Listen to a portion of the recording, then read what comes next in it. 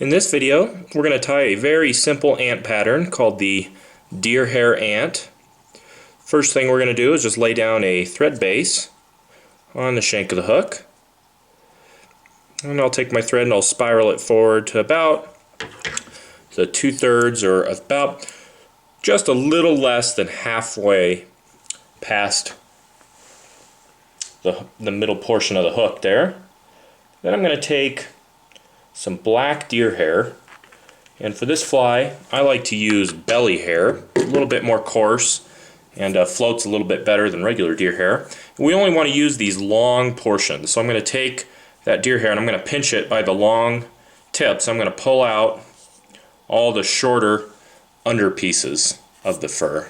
You really want to make sure you get rid of all that short hair.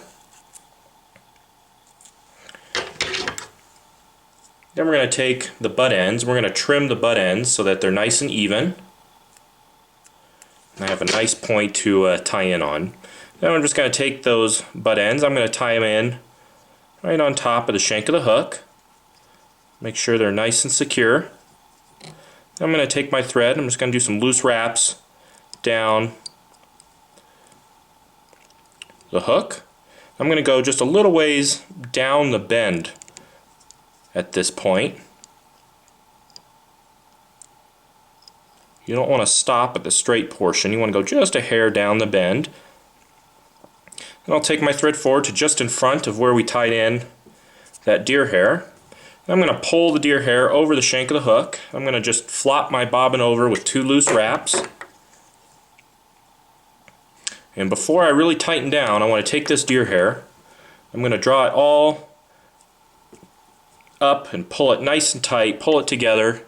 I really want to make sure that that deer hair is drawn together nice and tight. Then I can bite down with my bobbin. I only do a couple nice tight wraps and I go straight to the shank of the hook. Then I wrap forward. I'm going to split the difference of this bare hook shank. I'm just going to basically tie right down to the middle portion of the open shank of the hook. Then I'm going to do another 2 loose wraps, just flop my bobbin over, and I'm going to take that deer hair and just pull it up nice and tight. Then I can do another tight wrap. Then I can pull the deer hair up again and do another tight wrap right to the shank. And I'm going to wrap all the way up to the eye.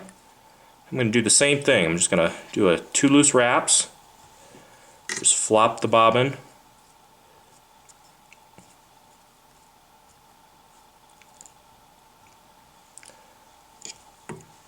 and I just take that deer hair and pull it nice and tight, and I can tighten down with my bobbin again.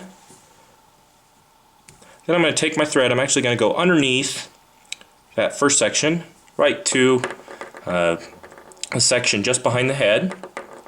I'm going to take that deer hair and pull it up over the top of the fly. Basically this is going to just build the head. Pull it up over the top, do 2 loose wraps again, pull it nice and tight, and then I can tighten down. Now at this point we can whip finish. You can add your head cement as well. Now I'm going to take some sections of deer hair here. You can usually take 3 or 4. I usually take 4 or more and pull them down. That way if one breaks when you're pulling it, you always have a backup. You can just trim the extra out at the end. I do the same thing on each side, just take two sets of legs, pull them down and out of the way. I can take the other section of deer hair and I'm going to trim that nice and close to the head. I'm going to trim the legs, I'm just going to draw them both down, and I'm going to trim them about to the point of the hook. Then you can pull them back to the side.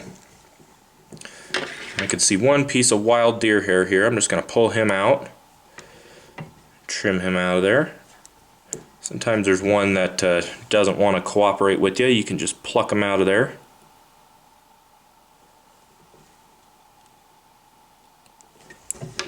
Here we go. And that is basically a deer hair ant. Very simple to tie, only one material. It's that deer hair. a very high floating ant. I usually like to kind of crush the legs, just like I did there, kind of crinkle them up a little bit. Gives the ant kind of a more lifelike look. If you look at ants, they have very segmented, kind of crinkly little legs, but very easy fly to tie. Great to trail behind your hopper when you're fishing in the summer. And you can also add a hot spot to the back. You can tie in a little piece of yarn if you want to do that, or a little piece of foam so you can see it. But I usually just trail it behind a hopper just like this, and when my hopper jumps or gets pulled under, I know something ate that ant behind it. But very simple fly to tie. You can find the deer body hair on our website, intheriffle.com.